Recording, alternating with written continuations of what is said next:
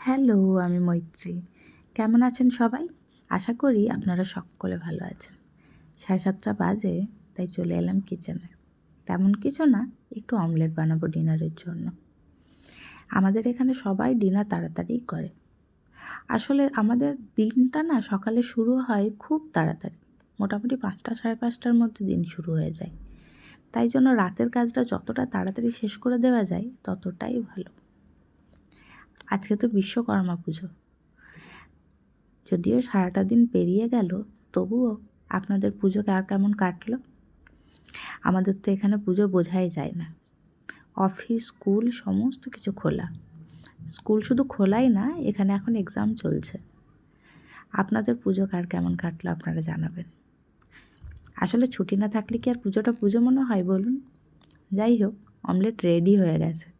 এখন 9:15 বাজে, আমাদের ডিনার কমপ্লিট হয়ে গেছে। আপনারা ভালো থাকবেন, সাবধানে থাকবেন।